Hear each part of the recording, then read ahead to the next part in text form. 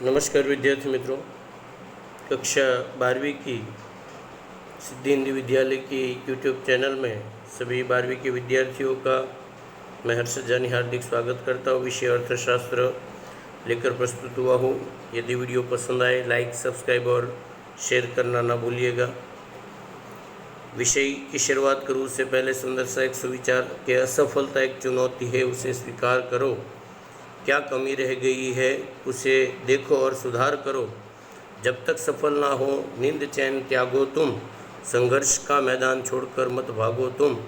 कुछ किए बिना जय जयकार नहीं होती, कोशिश करने वालों की कभी हार नहीं होती। तो आपको कोशिश बरकरार रखनी है। इसी के साथ एक सुंदर सा प्रार्थना मिलकर कर लेते हैं।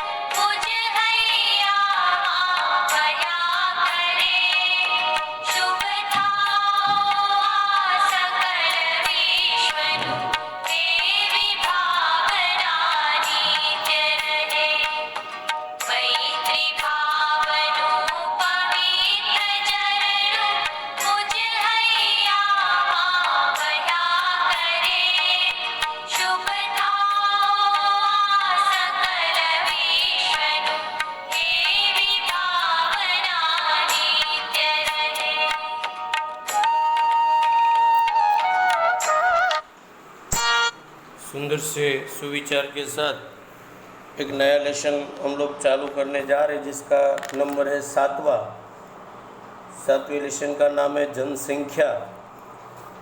इस लेसन के संदर्भ की अगर मैं बात करूं तो जो परीक्षा के अंतर्गत बोर्ड वालों ने जो मुद्दे इसमें शामिल किया गया है उसमें एक 7.1 पहले प्रस्तावना जो आएगा, दूसरा 7.1 वस्ती विस्फोट का अर्थ अर्थात जनसंख्या विस्फोट का अर्थ। उसके बाद 7.2 जो पीछे पेज नंबर 80 पर है उसके लक्ष्य वलन आएंगे, वलन, लेकिन उसमें 3 वलन ही आएंगे। एक 7.21, दूसरा 7.23, तीसरा 7.25, ये 3 वलन आएंगे। ऐसे तो कई वलन हैं। उसके बाद जनसंख्या वृद्धि के कारण और उसके बाद जनसंख्या नियंत्रण के उपाय। आप लोगों के बाजू के चार्ट में जो आप लोगों को दिया है 7.22 और 7.24, ये आने वाला नहीं है, उसके ऊपर आपको ध्यान केंद्रित करना नहीं है। और विषय के अंतर्गत की आप लोगों को बात बता दूं तो जनसंख्या की प्रस्तावना में लगभग कोई प्रश्न नहीं बनेगा। फिर भी वर्तमान समय में विश्व की जनसंख्या 7 अरब के ऊपर चली गई है, जबकि भारत की जनसंख्या 1.25 अरब होने की स्थिति में। दोनों MCQ टिक मार्क कर लीजिएगा। ऐसी परिस्थिति में अति जनसंख्या पर चर्चा अनिवार्य हो जाती है, क्योंकि बढ़ती हुई जनसंख्या और उनकी आवश्यकताओं की पूर्ति करना प्रत्येक सरकार की एक बुनियादी प्रश्न है। इसलिए प्रत्येक देश को प्राकृतिक संसाधनों का खूब महत्व है, क्योंकि प्राकृतिक संसाधनों की मदद से आर्थिक विकास संभव हो सकता है। यहाँ जनसंख्या और प्राकृतिक संसाधनों के बीच 2 प्रकार का अत्यंत महत्वपूर्ण संदर्भ देखा जा सकता है। एक, जनसंख्या बढ़ने से मर्यादित प्राकृतिक संसाधनों का तेज़ी से नाश होता है, जो लंबे समय अंतराल के बाद भावी पीढ़ी के लिए एक प्रकार की समस्या बनती है। और दूसरा, अल्प तालीम प्राप्त जनसंख्या यदि बढ़ती है, अर्थात बिना तालीम की जनसंख्या देश में बढ़ती है, तो प्राकृतिक संपत्ति का महत्तम उपयोग कर पाती नहीं है। वो भी एक प्रकार की देश के लिए चुनौती है। इन दोनों बातों का आप लोगों को संदर्भ देखना है। अब मैं विषय की शुरुआत मेन टॉपिक से कर रहा हूँ, पेज नंबर 79 पर। जनसंख्या विस्फोट का अर्थ 2 अंकों में यदि आप लोगों को पूछा जाए कि जनसंख्या विस्फोट का अर्थ दीजिए, तो आप लोगों की किताब के अंतर्गत पहली लाइन में मस्त परिभाषा दी है कि भारत में मृत्यु दर में हुई तीव्र गिरावट के सामने जन्म दर में तीव्र गिरावट न होने से शुद्ध जनसंख्या वृद्धि का दर ऊंचा रहा, जिसे जनसंख्या विस्फोट के नाम से जाना जाता है। अगर ये परिभाषा आप लोगों को याद नहीं रहती तो मैं पुनः एक बार आप लोगों को बोल देता हूँ, लिख लीजिएगा कि यदि देश में मृत्यु दर का प्रमाण कम हो और जन्म दर का प्रमाण अधिक हो, पुनः एक बार, यदि देश में मृत्यु दर का प्रमाण कम हो और जन्म दर का प्रमाण अधिक हो और उसके द्वारा जो जनसंख्या का प्रमाण बढ़ता है उसे जनसंख्या विस्फोट कहते हैं।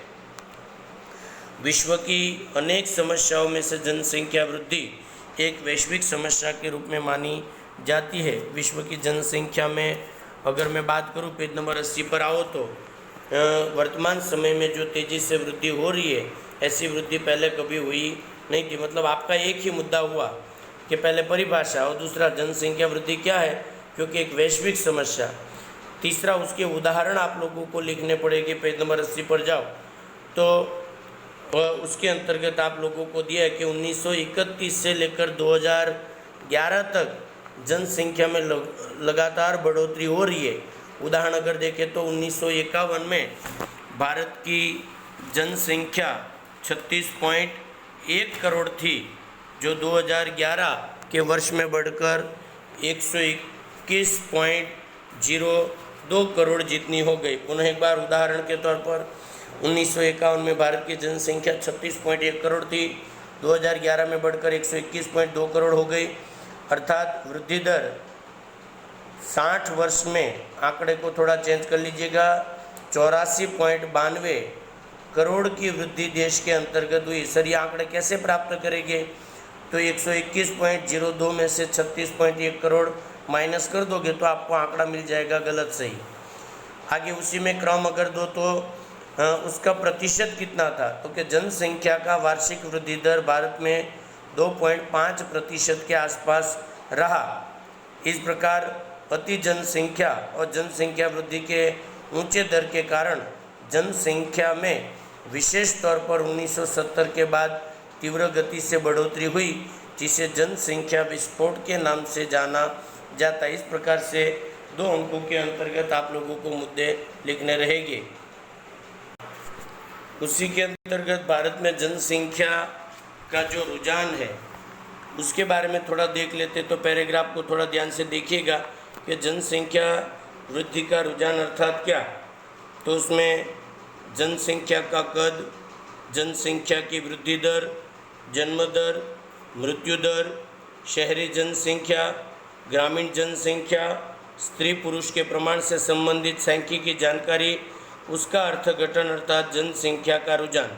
पुनः एक बार, जनसंख्या का रुझान अर्थात जिसमें जनसंख्या का कद, जनसंख्या वृद्धि दर, जन्म दर, मृत्यु दर, शहरी जनसंख्या, ग्रामीण जनसंख्या, स्त्री पुरुष के प्रमाण से संबंधित सांख्यिकी जानकारी वगैरह वगैरह वगैरह। उसी क्रम के अंतर्गत उसमें लिखते हो आप तो कि भारत में सर्वप्रथम जनगणना की शुरुआत कब हुई थी? 1871 में। अंडरलाइन करनी हो तो कर लीजिएगा कि भारत में सबसे पहली जनसंख्या 1871 में हुई थी, जो किसने करवाई थी? जमशेद जी टाटा ने करवाई थी। उसके पश्चात भारत में व्यवस्थित जनगणना 1891 में हुई। भारत में 1891 के बाद प्रत्येक 10 वर्ष के बाद जनसंख्या की गणना होती है। अर्थात अगर दूसरा मुद्दा लिखते हो तो भारत में कितने वर्षों के बाद जनसंख्या की गणना होती है, तो आप लोगों को लिखना है कि प्रत्येक 10 वर्ष के बाद।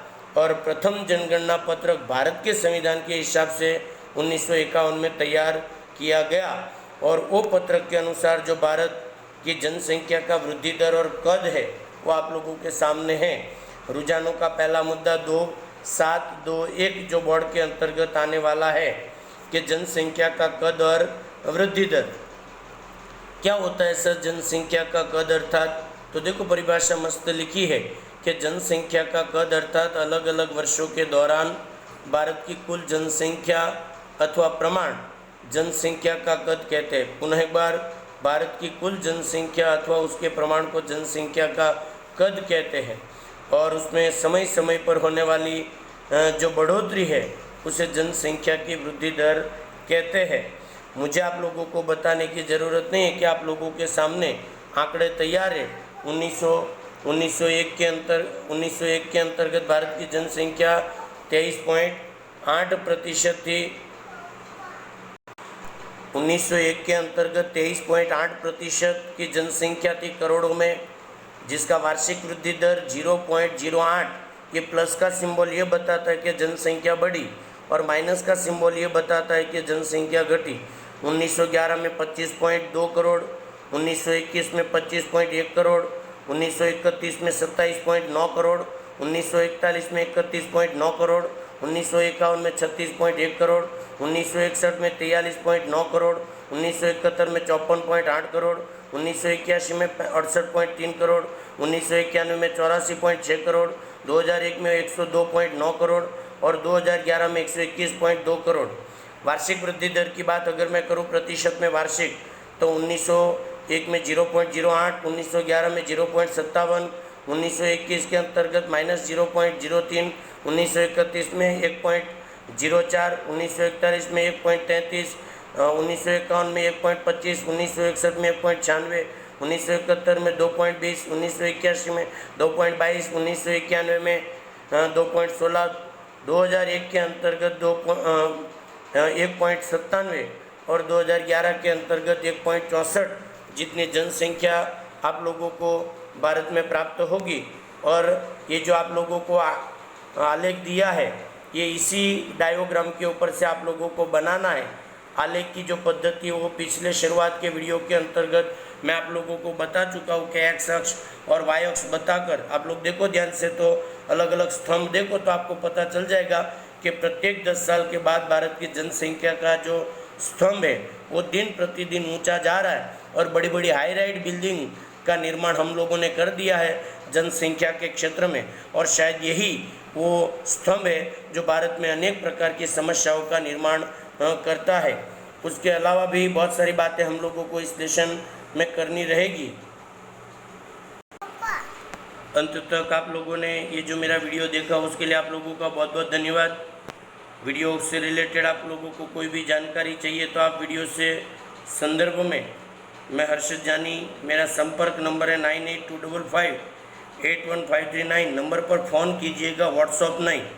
फ़ोन करके आप कोई भी प्रकार की जानकारी प्राप्त कर सकोगे।